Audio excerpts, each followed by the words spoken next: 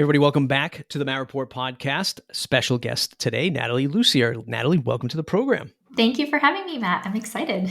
Founder and CEO of AccessAlly. And, I kind of put my foot in my mouth when we had our pre-interview. I was like, man, suddenly I'm on Twitter and I'm like, wait a minute, there's another plugin I've not heard of before. And then I went to the website because I just saw it in your bio of Twitter. And I went to the website. I was like, oh man, this plugin, this service, this product is pretty mature. And it looks great and it looks fantastic. So I'm excited to dive in today to hit on some of these things that I don't know about.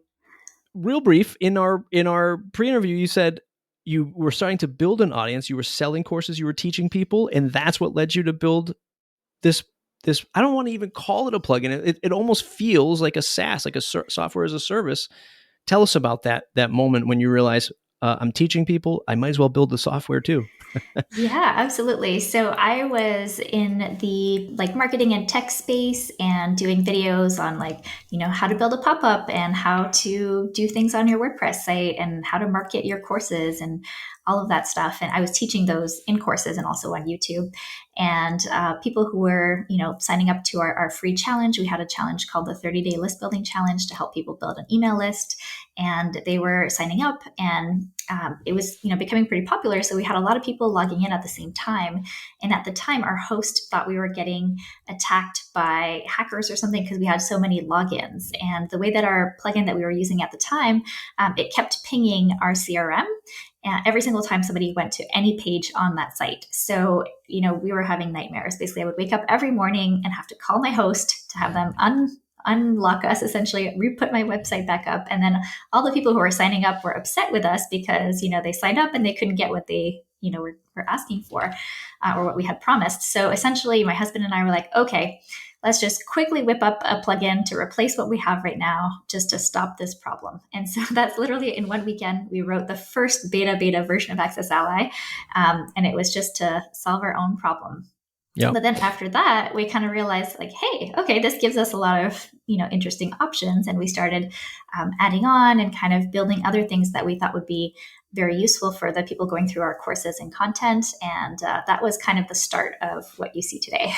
So you had, I didn't write this down in our pre-interview, but what was the timeline? You had Pop-Up Ally first, and then we created AccessAlly, correct? Yeah, so we built AccessAlly first just to solve this problem. And we knew that someday we might release something like this, but it just felt like too big of an undertaking to do a whole online membership or LMS or anything like that. So we ended up building Pop-Up Ally next and releasing that first because we knew we could do a free version. We could see how that went. Then we could do a paid version and see how that was, being responded to and how we could handle support and all of that. And then we realized, okay, yes, we can actually do this. We have the chops. And so let's go all in on AccessAlly and kind of build that out.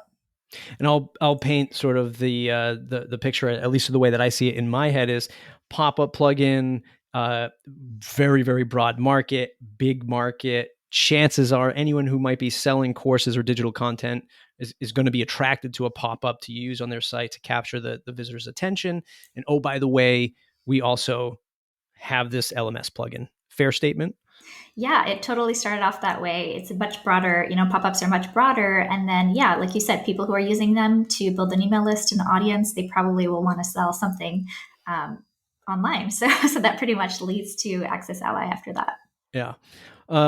I want to start with something that I won't say it's a curveball, but a little bit on the hot seat, but something that I totally enjoy what you're doing with AccessAlly is the pricing. Yes. And I think I know a lot of plugins in the space, let me ask you this question before I dive into that.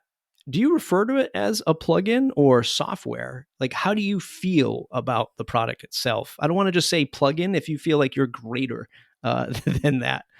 Yeah, so it is technically a plugin, right? So people download it and install it as a WordPress plugin, but we do see it as software as a service just because we are constantly developing and people have so many feature requests and things that we're constantly updating. So and we also offer a lot of support. So that's the service side as well. So I do feel like it's a little bit more than just like, here, download this plugin and good luck.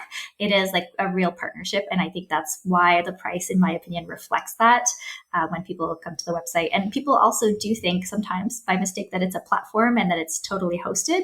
And we've talked about potentially doing that, but we do also appreciate that it's a plugin and it could work with other things. And there's a lot of benefits to being in that WordPress ecosystem too. Do you feel like that sometimes it's a disadvantage for a bulk of visitors that come to the site and they go, oh, wait, I was looking for a plugin. This looks like a platform. Have you ever noticed that drop off in the quote unquote funnel at all that you've actually paid close attention to? Usually it goes the other way where they wanted a platform and then they're like, oh, wait, I need WordPress. Oh, okay. So most of our marketing so far is kind of the opposite, but yeah. Yeah, I wanted to give you sort of a fair chance to see how you disseminated between the plugin and the software as a mindset, because I think a lot of us, myself included, like I have a tiny little plugin, Easy Support Videos.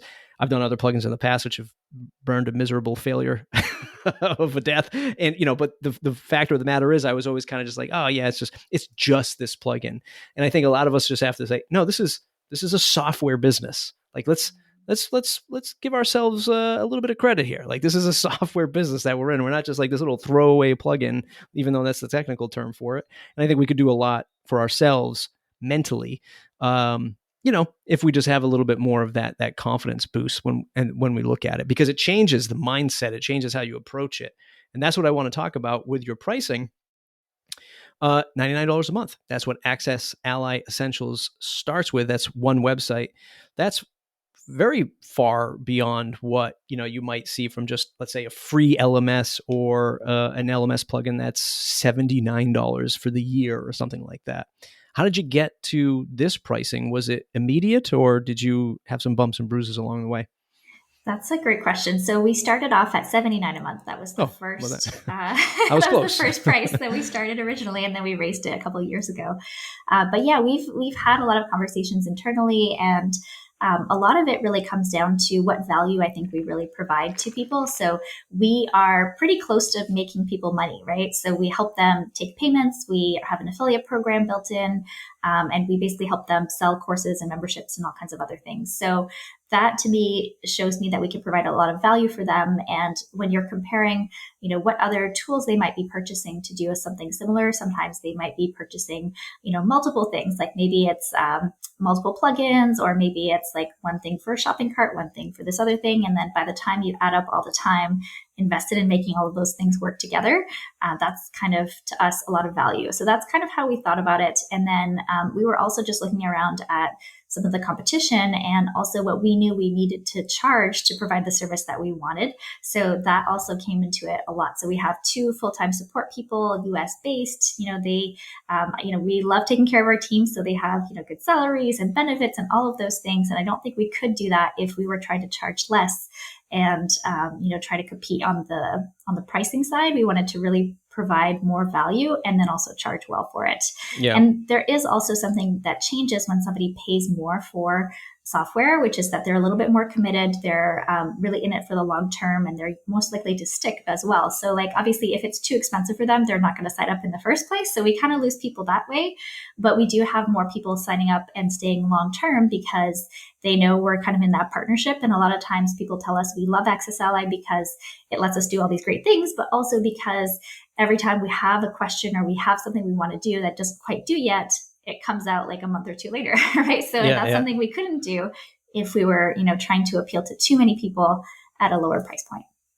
You have a degree in software engineering. That answer and the way you've positioned the product is what I'll say, and these are my words, not yours, is a much more mature business answer than what I normally see in the WordPress space.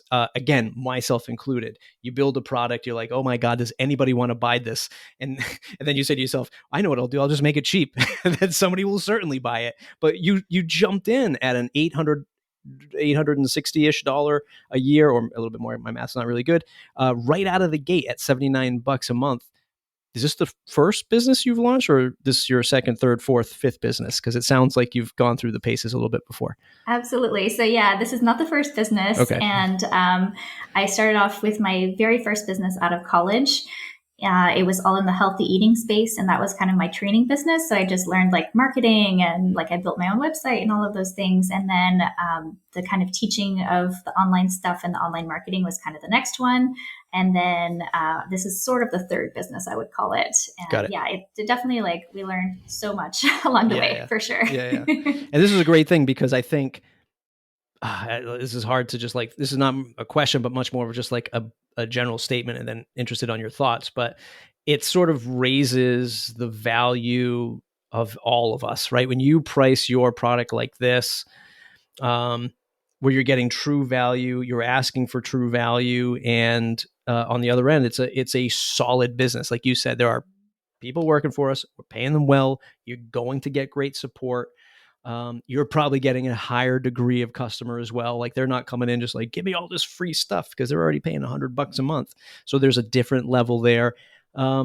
There's money out there that I think a lot of people just get that fear factor where like, oh, I guess I do have to do $100 for the year, because my God, no one will buy it otherwise. But yes, there are people who just want good stuff with great support. And that's the most important part for them, is to like have somebody that's going to be there for them and stand the test of time, right? Especially if they're a long-term WordPress user who has seen other places come and go, or freelancers come and go. They don't want that. Their vote of confidence is, I will pay you a solid amount of money so you stay in business and support me well. But it sounds like you've learned that over the years, and that's how you've got to this point. Yeah, and we've literally had customers tell us that. We know Yeah. you're not going to disappear overnight because we're paying you well, and that's worth it to me, is that kind of security. And yeah, absolutely. We have that long term vision and that long term kind of stay in the game kind of energy. Yep. And I think that definitely comes across with the people that end up signing up for us. Yeah. Back to that, I was going to put you on the hot spot, but then we kind of shifted a little bit. On your pricing page, one of the check marks is top of the line support. I feel like everyone might say top of the line support, or we have the best support. What does top of the line support mean for you and for your customers? Yeah, we have a lot of things that we do for our customers. So everyone gets a free jumpstart call. So that means after they purchase, we get on like a Zoom call with them. We help them get everything set up. We answer any questions they have. We make sure it works with the things that they're currently using or planning to use. So that's a big part of it. And then we also have tune-up calls 3 times a month right now. And so they can jump on anytime they have questions or want to walk through something that they're trying to accomplish that maybe they got stuck on. And then in terms of actually, if you get into a situation where you're stuck or anything like that in between, then we also have email support. And like I said, we have 2 people dedicated to that. And obviously our response time varies, but right now it's like averaging at 8 minutes, which is kind of crazy. So during business hours. So yeah, we do a lot. And then we also have really robust, knowledge based and videos and all of that stuff to make sure if you're more of a self-serve kind of like, I'm working at midnight. I know you're not going to be online. So I'm just going to finish this up and watch this video kind of thing too. Yeah, that's fantastic. It's one of the things I do as part of my role at Castos is we do 2 weekly calls, Tuesdays and Thursdays, 12 p.m. Eastern, same kind of thing, open office hours to show up. If you have a question, you can answer it there. We don't do phone support, which is still like a thing these days. Like, people still are like, why can't I just call somebody? It's like, well, we have these 2 dedicated hours where you can hop on a Zoom call and you can chat with us, which I think is a fairly fair approach, plus nearly 24/7 help desk support through Zendesk and email and chat. So that's a fantastic approach. I certainly like your approach of having that onboarding call, that kickoff call. That alone, which I know developers, the more developer mindset folks who don't want to talk to anybody, like I just want to print money with my product that I'm selling. Don't ever talk to me, just buy it. Man, you can raise, like, that's literally what you can charge for out of the gate. Like, if you just tell somebody that you buy this and I'll hop on a Zoom call to help you set it up, whatever that means for your product, that's worth so much money to somebody. And it's just that 1 hour of your time. I mean, I know there could be some chances where they knock on the door again and say, hey, we can hop on another call. I think largely 95% of your customer base will never knock on your door again and just email you. And I think that's a fantastic approach. So I applaud you for that. what else do you provide on those tune-up calls? Is there anything else you do in a more structured approach? I just leave the door open. I say, come in and show up and ask anything you want. But do you approach it with any more structure than that?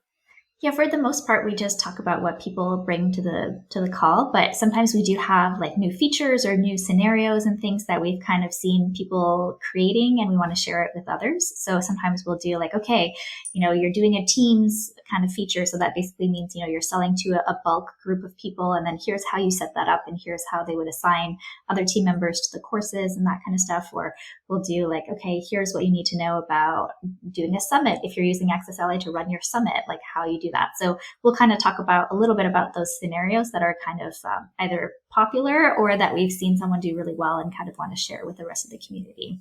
Gotcha. No, that's awesome. I will write that down, or I will re-listen to my episode and then apply that to Castos next time I'm on my call. You started to say that, look, we know who our customer is. One, they're paying a little bit more. We're helping them make money. Who would you say your best customer profile is for AccessAlly? So some of our best customers are people who are in the business space. So they may not be like teaching business, but maybe they have business processes that help other business owners. So kind of that team aspect I was talking about. So, we have people who are, let's say, a sales trainer, and then they've got a program that they've developed that they sell to other companies to train their sales teams. Or we have someone who's doing a coaching certification. So she's a coach and she's teaching other people how to become a coach, so they will become certified in her method.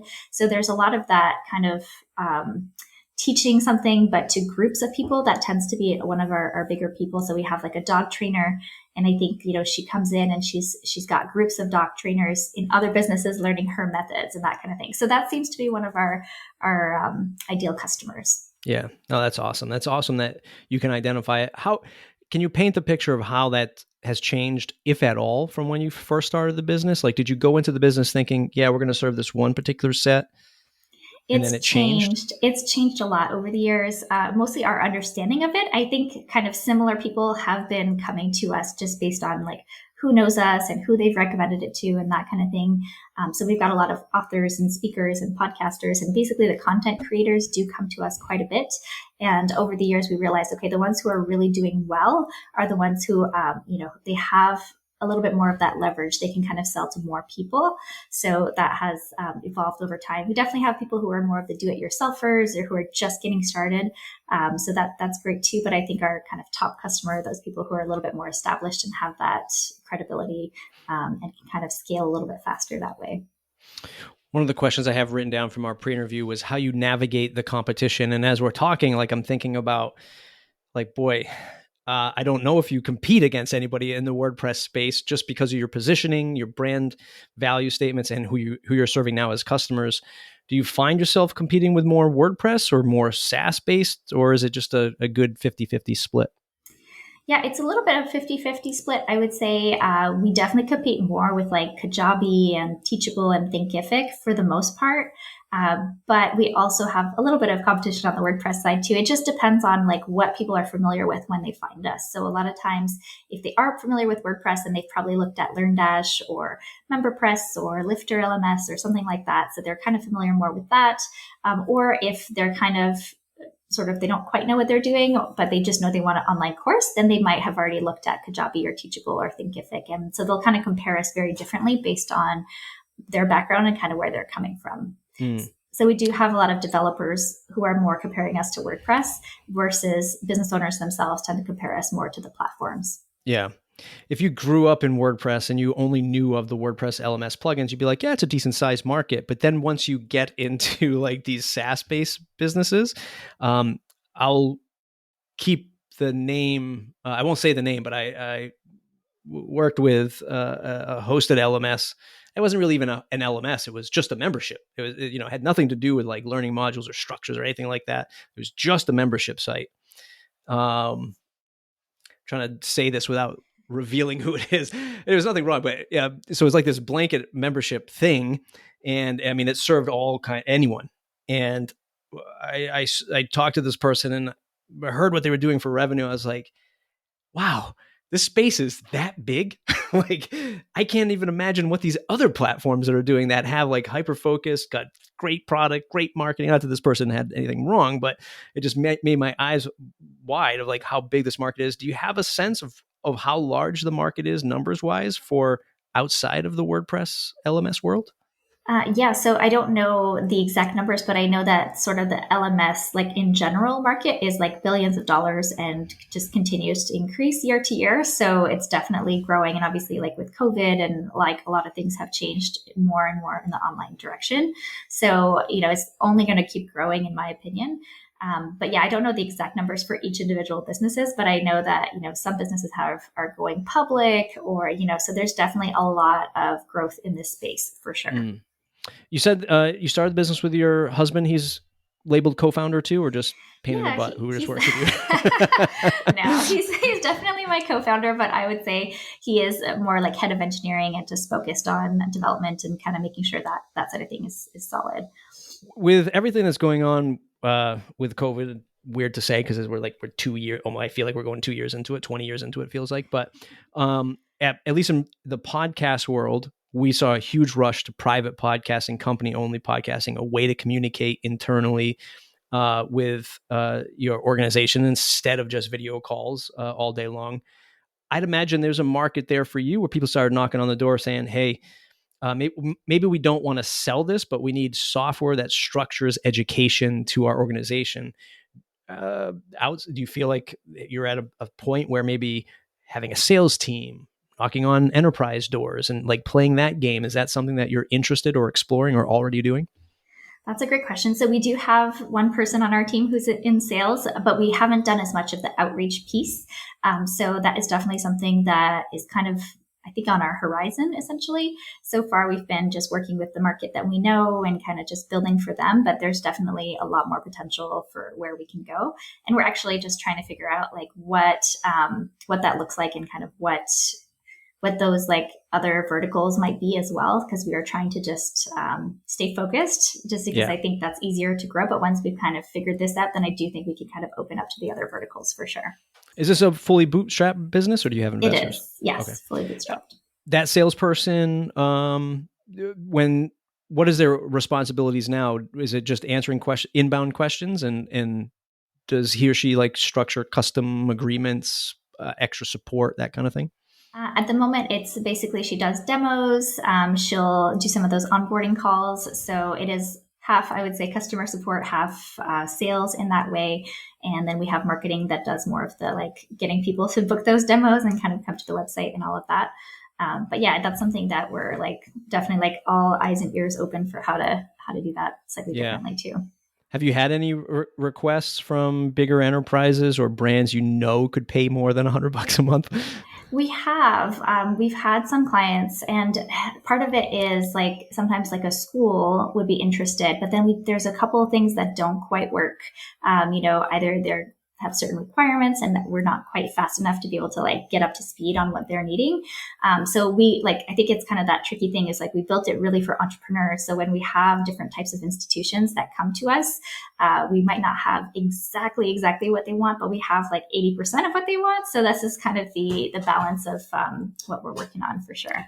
Have you put an identifier on whether or not that's like a feature that you don't have or like an administrative thing you don't have, like SOC 2 compliance or something ridiculous? Yeah, a lot of times it's like SCORM type stuff and like more things that I don't personally have as much experience with. So even just having a conversation about it is kind of like, okay, tell me exactly what that means. It gets a little bit tricky versus where if they're talking to someone who has that experience, they're just going to be like off to the races with that. Yeah. It's another lesson that I think, again, just looking at your site and listening to you and how you position yourself, like there is lots of opportunity there.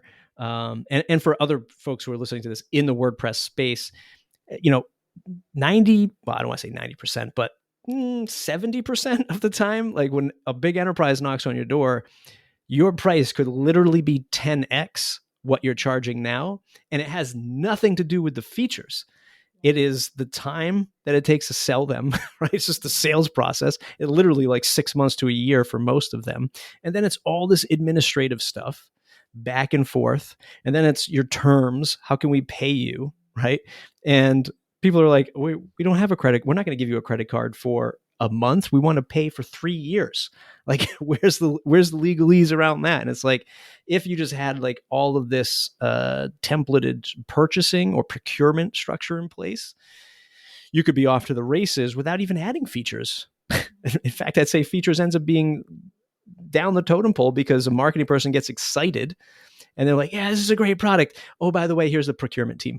Then you're just like, oh shit, I got to go through legal now. Then I have to go through InfoSec, and then I got to talk to like the CFO and they got to talk about like, structuring a contract. So, again, no real question there, but just from my own experience, like I think WordPress products can do better by satisfying some of those needs. That just doesn't have anything to do with code at the end of the day. Yeah, absolutely. You, your husband, 2 support people. I heard the salesperson, that's 5. A marketing person is 6. How much more on the team? So we have actually 2 marketing people right now, one person who's in people ops, and then we have 2 development interns as well. Nice. How do you recruit the interns locally? Yeah, so they're at the university that my husband and I both went to. So they have Nice. a really great program that's like a co-op program. So we basically just post and interview and hire, and it's been going really well. Yeah, I would definitely say a lot of that. Some agencies and product people should definitely look locally for developers, especially in that sort of intern phase. It's great to sort of educate people locally and pray to God they stay. Don't leave the area when they graduate, because where I'm from, they leave the area when they graduate, and we lose that great talent. When you started, how big was the team?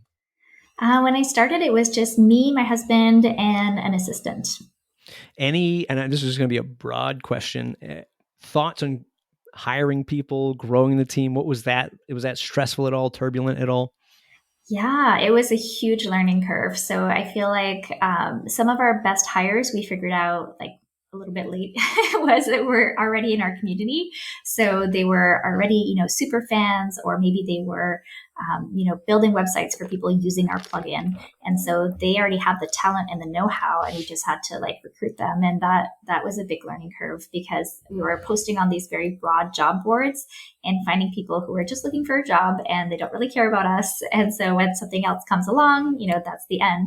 So that was a big kind of learning curve for us. And yeah, we're doing a lot in that way. Like, how can we nurture our community? How can we make their lives easier and better? And then, if they're ready for a different kind of position that fits what we're looking for, then yeah, we're definitely super excited about that. Yeah. Yeah. The whole, like, I don't know if you hear it, but I heard it before I started, or when I was starting my businesses, like hire slow, fire fast. And I'm like, yeah, you just got to laugh at that off. You're like, I just need people now. Like, what? I don't have time to slow this process down. And then you realize that 6 months into it, you're like, I picked the wrong person, right? Or this person picked the wrong place. And now what do I do? And that is so true. I mentor at a local accelerator, and it's a nonprofit accelerator for sustainable businesses in my area. And the company that I'm mentoring now, they're trying to launch a nonprofit for a daycare for disabled children, and they're trying to figure out how they're going to get money, and they're talking about grants and funding and all this stuff. And they're like, right out of the gate, we want to hire 10 people. And I'm like, man, that's going to be tough. Like, like that process of just getting people in, especially 10 of them, is going to take it's going to take 1,000 people to talk to, quite literally, to get these 10 perfect people in the door here. And it is not easy. What's the next role that you think you'd be hiring for? We're actually hiring right now for a product manager, and that's Nice. Sort of to replace me, because I've been head of product for quite a while. And it's great because I talk to our customers a lot, so I kind of know what they were looking for and how to build what they want. But I also know I could be doing other things too. So it's kind of just freeing myself up a little bit so I can do more of the marketing and the sales and kind of the things you were talking about. Like, okay, like what's next? Like lifting my head up a little bit and looking bigger picture. Is that where you would focus more marketing sales if you were to alleviate yourself from that position? Yeah, more marketing and sales, more interviews like these, more things like that, where I can be a little bit more publicly visible and kind of get the word out for AccessAlly. Yeah. Let's talk about the marketing side of it. How, without giving away the secret sauce, what has been your best approach to reaching these customers? I mean, previously you built your own audience. I assume you still leverage that same audience. What other areas are you getting into, or how are you expanding that previous one? Yeah, so a lot of I think my success is from list building and building that community in the beginning and just having a lot of alignment with what they wanted and also like what we were offering. And so we've done so much in the list building realm. Like we did a free challenge, we've done like free, essentially a free video course where people like opt in and then they get a free video every day for 30 days. And that was probably our biggest lead magnet that was so super successful.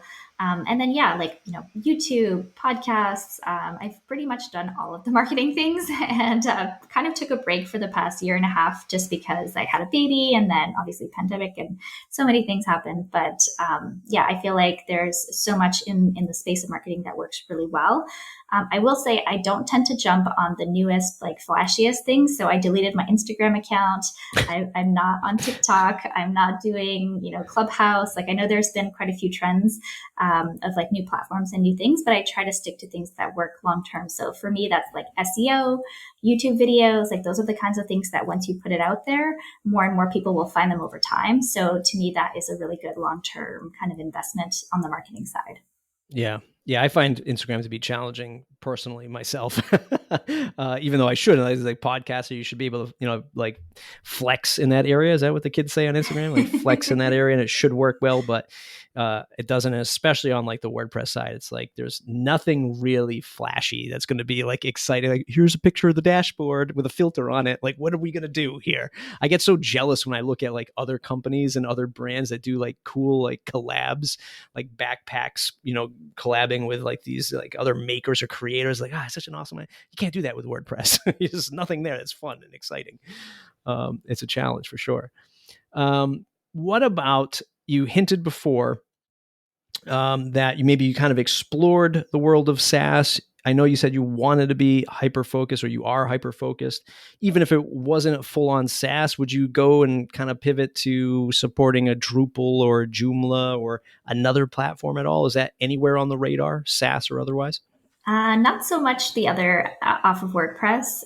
If we were to do more of a SaaS, we would probably just take WordPress and host it and kind of do it in that like plug and play, one click button, your site is ready kind of thing, which I know other platforms like Rainmaker have done. Like they took WordPress and they sort of, like closed it off a little bit. So that's something we've thought about, and we've tested doing like hosting with a theme and things like that in the past. But also we know that our people tend to be power users and they want to be able to install other things and kind of make it work with other stuff. And that's kind of the beauty of WordPress. So we don't want to like cut off the best part. So yeah, we explore it at like almost every year. We're like, what about now? What about now? Yeah. But I don't think it's really the right move for us. Yeah. Yeah. What about, this is also kind of marketing, kind of product, but what about partnerships in the WordPress space? Any advice or success that you've seen or not that you've seen in the space that you can speak towards partnering other plugins or e-commerce plugins or marketing plugins, anything like that? Yeah, I mean, there are certain plugins that are positioned to do amazing things in terms of partnerships. So I know like WP Fusion is an amazing one that they work with so many different things. And so we've integrated with them, and there's a couple other plugins that we've integrated with. But I would say our biggest integration partners are actually the CRMs and the email marketing systems that we integrate with. So they're kind of outside of WordPress, but we do integrate tightly with them. So that gives us that ability to like co-market with them, and we're all listed on their websites and stuff as an integration option. So that has been really nice for us too. And people who are really looking for something that deeply integrates with that, they tend to come to us because of that. So yeah, I almost feel like WordPress is awesome. And also there's other tools that most people are using. So just thinking about at that level too. So for example, we don't have an integration with Zoom, but we used to have an integration with Google Hangouts. And so we would have, people could start a Google Hangout from inside their membership site. And so I think that's something too. It's like, how can you connect to things outside of WordPress sometimes that people use a lot as well? So those are some things we've done in the past, and some things that are still working well for us. This seems to be a recurring trend in my last few interviews, is integrations, add-ons, when to make those, There's a million places you probably want to integrate with. I'm sure there's a million people who have requested things to integrate with. How do you find that balance? Because at the other end of it, and people are probably sick of me saying this already, is there's that the overhead of an integration that just doesn't become as popular as you thought it was going to be. MailChimp was, even though MailChimp's popular, but let's just say MailChimp fell off the face of the earth. Then it's like, man, I got a half a dozen people over here using MailChimp and I still got to support this add-on. How do you make the decision on when to support one or when to make one and co-brand with one too at the same time? Yeah, so we currently integrate with 5 different email marketing systems, and the first one we just built it for ourselves, like I said. So that one was an easy an easy yes. And then after that, we looked at their biggest competitor essentially, and so we went with that one. And then we noticed a trend where a lot of people were switching from both of these two to a third one. So then we integrated with that one. And then the next two are kind of just, they were all being compared a lot. So that kind of made sense to integrate at that time. But yeah, we have people constantly asking us to integrate with new payment systems. And, some people maybe in Europe who can't use certain systems, or in other parts of the world where they can't use Stripe, for example. So we definitely get a lot of those requests. And I think it's exactly what you said. Sometimes it comes down to numbers. And if we've only had one person ask for it, like, I'm sorry, it's just probably not going to happen right now.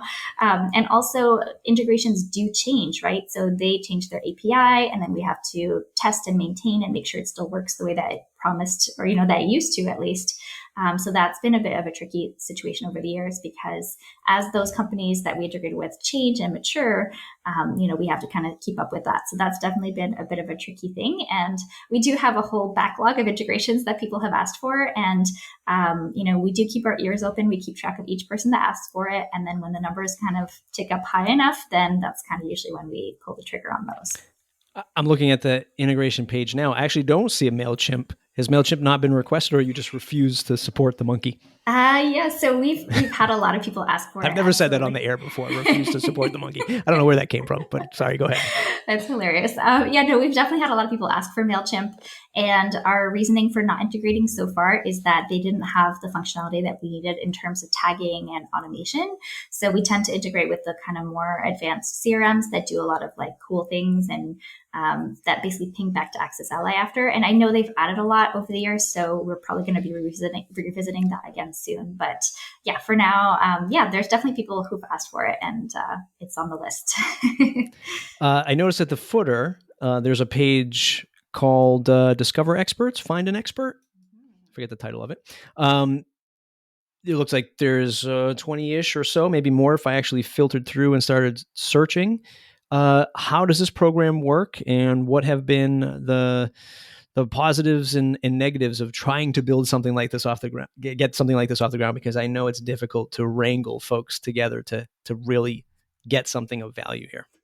Yeah, so we started our certification program, I think it was 6 years ago. So it's been quite a few years in the making. And the first round of it was in person. You had to fly out. We taught you everything there was to know about AccessAlly and building sites and really kind of digging in. And it was a huge, it was a $10,000 program to sign up. So it was definitely like, you're jumping in all in, and that commitment level kind of connected with the people who were ready for it. So that really jumpstarted the program. And, a lot of those early people have had, hundreds of clients sent their way because of, being early adopters and kind of pioneering some of the things that we did with them and giving us feedback to improve the product and all of that.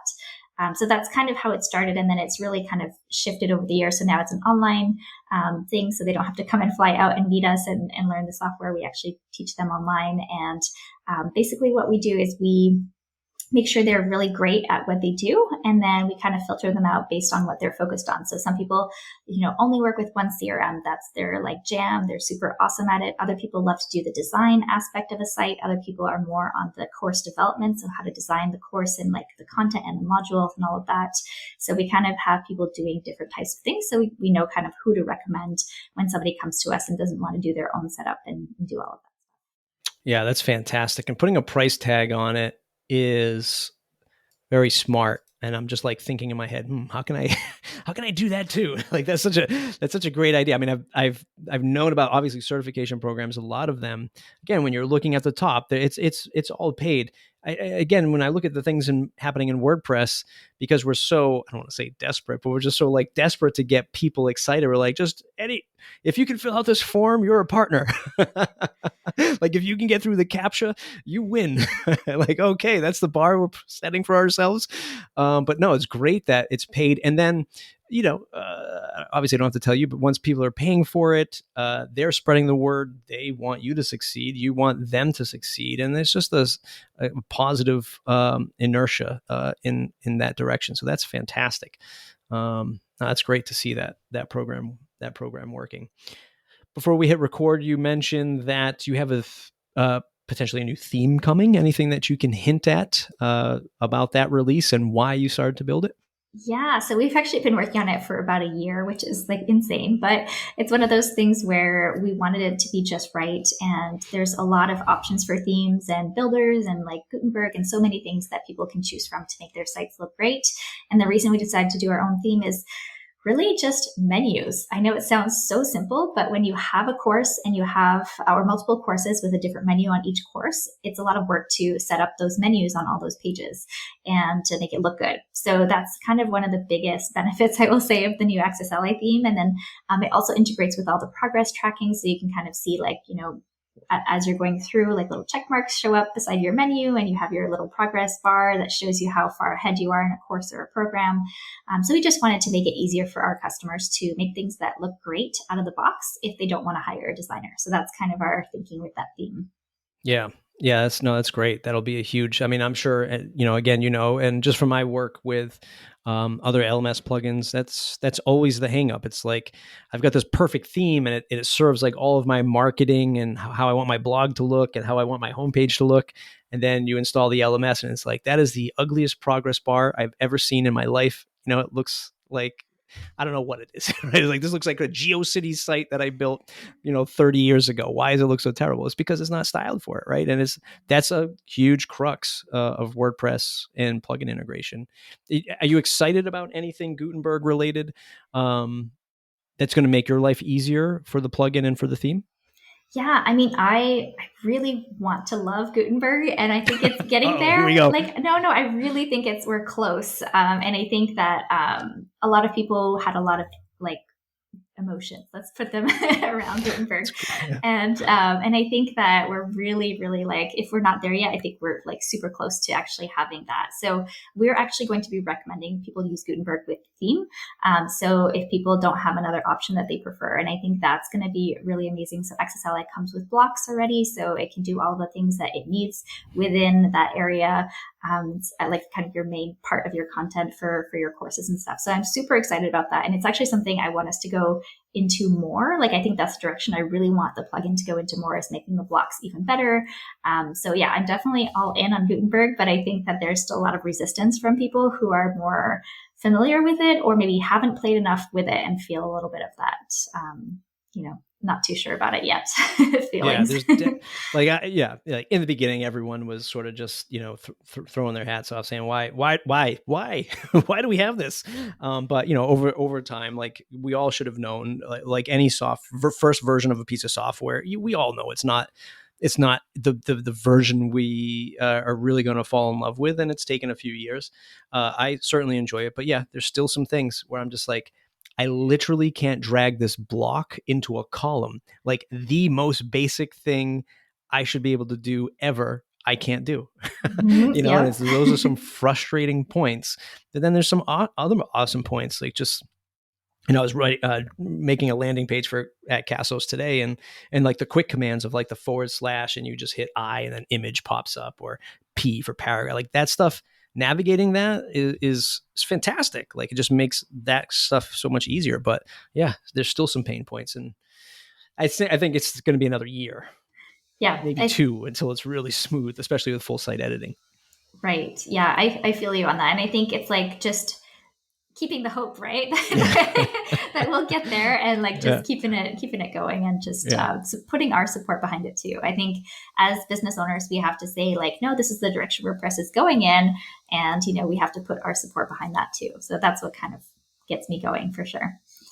Nathalie Lussier, founder and CEO, AccessAlly.com. Check out AccessAlly.com if you haven't. If you have a customer or a client or you want to launch your own LMS, check out AccessAlly.com. Nathalie, anywhere else you want folks to go to say thanks?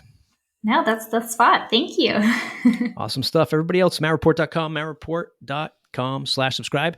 Join the mailing list. And if you want your weekly dose of WordPress news in under 5 minutes, thewpminute.com.